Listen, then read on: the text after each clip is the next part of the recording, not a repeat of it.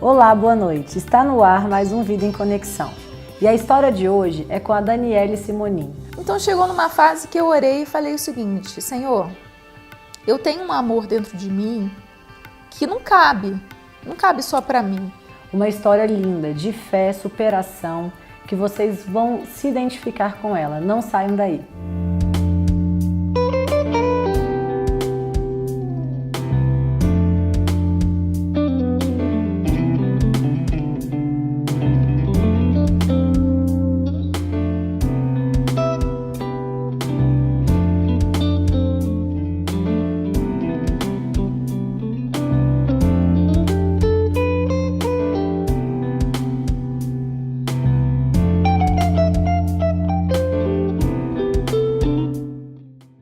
Oi, Dani, tudo bem? Tudo bom. É um prazer receber você aqui no Vida em Conexão.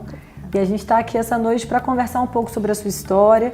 O Vida em Conexão é um programa onde nós contamos e compartilhamos com as pessoas de casa histórias que inspiram, histórias que marcam a vida de outras pessoas. E eu queria que você contasse um pouco sobre a sua infância. Que você pudesse compartilhar conosco. Parece que você teve uma infância bem difícil.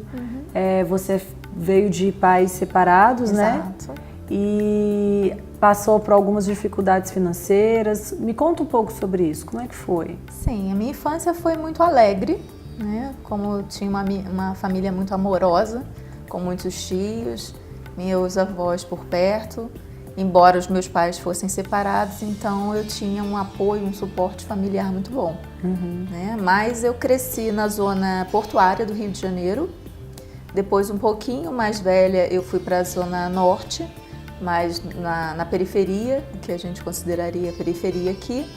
E foi assim uma infância pobre, mas onde não faltava o essencial. Alimento, estudo, amor, carinho, isso que é o nunca mais faltou. importante, Exatamente, né? Numa o mais infância, eu acho que importante. a gente às vezes fica preocupado em dar algumas coisas materiais, em vez de dar amor, que é o que a criança vai levar para a vida inteira. É aquilo que você ensinou, é a base de tudo, na verdade, Com né? certeza. E aí, como é que você lidou com essa situação toda da separação? E você já tinha sonhos desde a sua infância? Compartilha um pouco com a gente. Sim, meus pais se separaram, eu tinha 6 anos de idade. Então, eu era muito criança, né? Então, eu meio que criei um bloqueio emocional, tanto que eu não falava muito a respeito, mas minha família me conta que todos os dias eu ia para a varanda de casa aguardar meu pai chegar para me buscar. E ele nunca vinha. Então, mas eu não lembro do sentimento que isso me causou na época. Eu acho que eu bloqueei realmente, né? Mas cresci numa boa, sem dificuldades de aprendizado, até porque eu tinha aquele suporte familiar muito bom, né? E cresci, minha mãe também eu tenho uma irmã por parte de pai, né? E a gente cresceu bem, não tinha muitas dificuldades, não sentia eu passei a não sentir essa falta, né? Cresci sem traumas, sem bloqueios, mas... Mas você não via o seu pai também? Não via. Você não tinha contato? Ele separou da sua mãe e de repente você deixou de ter um pai? Deixei de ter um pai. Né? Eu tinha 6 anos, eu tenho uma imagem dele de quando eu era muito pequenininha, eu sentada na barriga dele na cama. Depois disso eu não tenho mais imagem dele enquanto criança, né? Depois, mais tarde, ele apareceu, depois eu já tinha 15 anos quando ele reapareceu e retomou o contato com a gente, né? Mas aquela parte onde você cria um relacionamento, cria a questão da imagem do pai, aquilo eu não tive.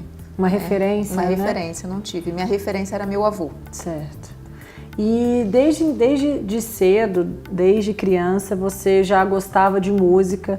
A música era algo que fazia parte da sua vida. Sim. E era um sonho que você tinha se desenvolver nessa área, né? E como é que foi o início da sua carreira nessa área de música? Eu comecei muito tarde. Normalmente as crianças começam com 6 anos, 7. E eu sempre gostei de música, sempre tive a influência da minha avó, que gostava muito de ópera, gostava muito de música popular brasileira. Mas eu não tinha condições de estudar, de ter um estudo pago nessa área. Então, quando eu decidi fazer música, eu ainda estava na 8ª série, que era a 8ª série antiga. Quando você decidiu estudar música de verdade. Exatamente. Como profissão. Exatamente. Eu decidi que aquilo, eu quero fazer música. A despeito de todo preconceito que falar, pudesse críticas, haver. né? Não é algo muito comum. Você vai morrer de fome. Você tinha alguém da família que gostava de música também? Minha avó apreciava muito, mas não tinha musicista em casa, instrumentista, nada disso, né?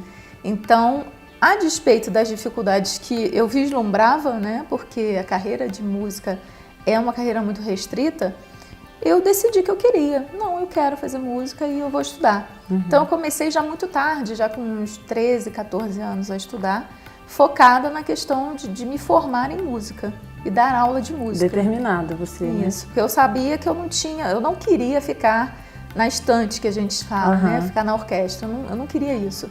Eu queria a área de educação, porque eu tinha prazer, eu brincava muito de professora, então eu queria ser professora de música. Então eu direcionei os meus estudos para essa questão. E essa sua perseverança deu certo? Deu certo. Graças a Deus. Como é que você chegou lá? Conta pra gente. Minha família não tinha dinheiro para pagar cursinho preparatório de faculdade, né, de vestibular.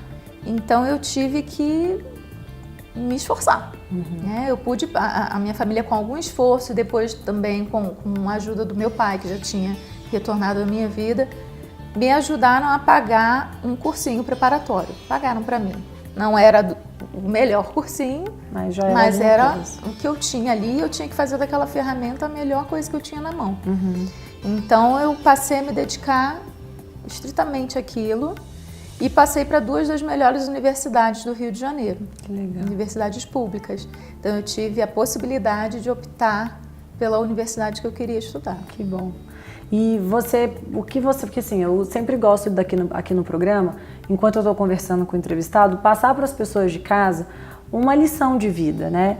E aí, às vezes, as pessoas, elas colocam algum tipo de barreira ou qualquer problema que aconteça na nossa vida, aquilo já vira uma desculpa, eu não tenho condições financeiras para fazer um curso, ou a vida não foi tão boa comigo quanto com você. Existe esse tipo de comparação. E eu gosto de dizer que na vida a gente pode ser tudo o que a gente gostaria de ser. Basta você acreditar que você tem um potencial, né? Com certeza. Para que você possa realizar esse seu sonho.